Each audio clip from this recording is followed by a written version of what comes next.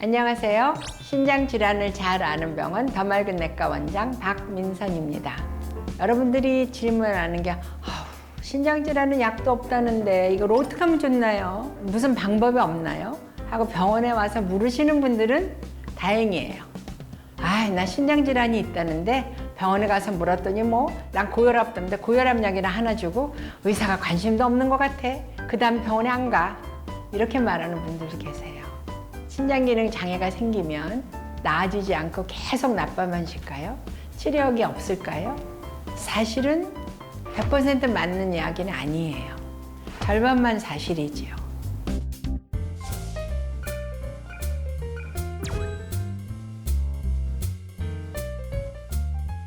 내과 질환 중에서 무슨 약을 써서 100% 뚝 떨어지게 낫게 하는 질환은 세균성 감염 밖에 없어요. 근데 그 외의 질환들은 대부분이 한번 내과 의사 선생님 어떤 분하고 인연을 맞으면 평생 가는 경우가 많지요. 그만큼 조절하는 질환이 많기 때문에 그렇습니다. 내과 질환들은 만성 질환이 많고 그것은 없어지는 질환이기보다는 조절하는 질환이다.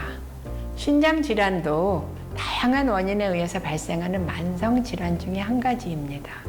물론 신장에도 급성 질환이 있습니다.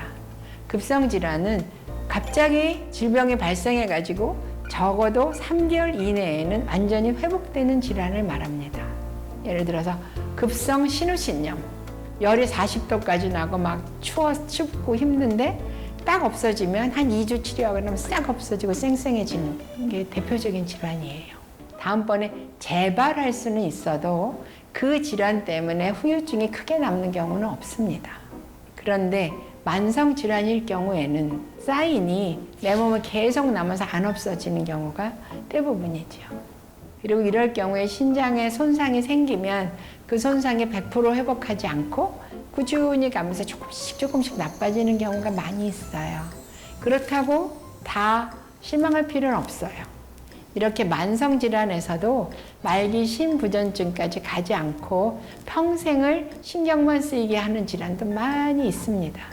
그리고 이럴 경우에는 그 신장에 대해서 병이 없어지도록 뚝 떨어뜨리게 치료하는 게 아니에요.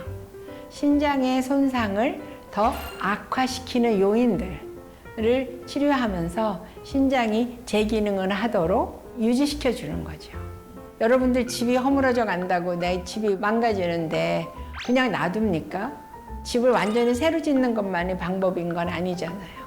벽을 보충하고 그 다음에도 계속 이게 큰 문제 생기기 전에 다시 손보고 바로 이런 것들도 고치는 거잖아요. 신장 질환도 마찬가지예요.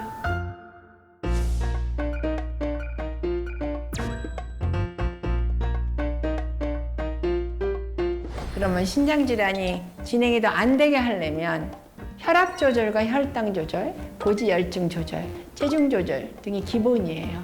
이 네 가지가 신장에 일을 너무 많이 시켜서 신장을 과로하게 되면 빨리 망가지겠죠. 신장의 과로를 막는 치료 1번.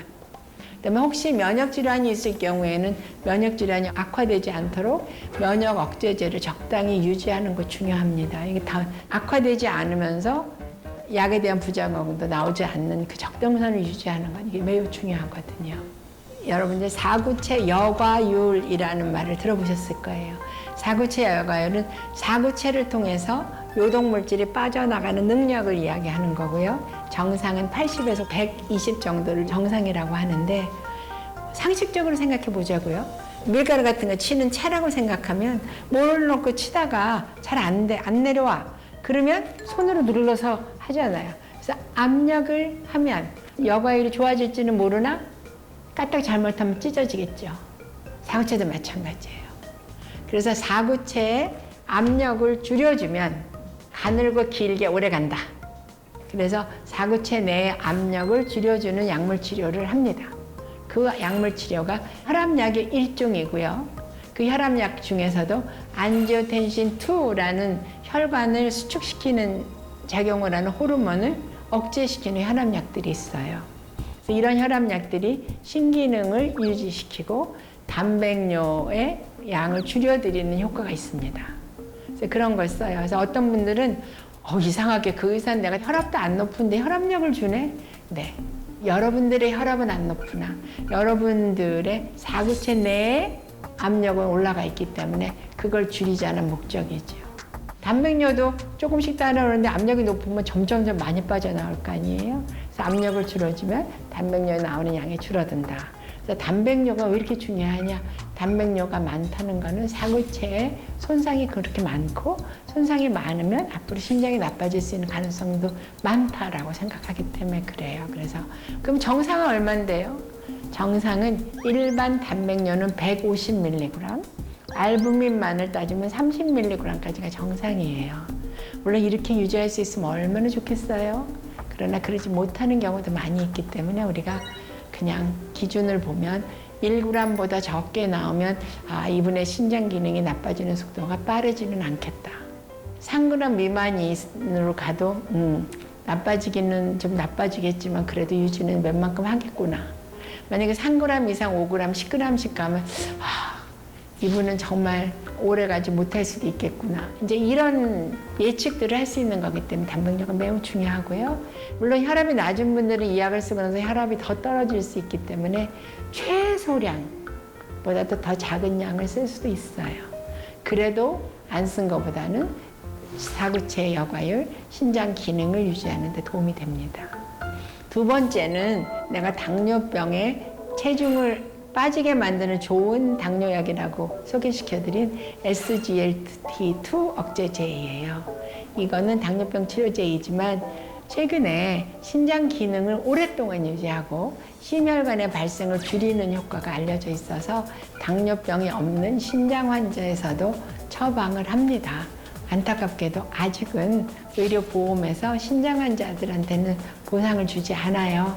그렇지만 의료보험에서도 환자 100% 부담으로 치료하는 것을 승인한 만큼 그렇게 효과가 큰 약입니다.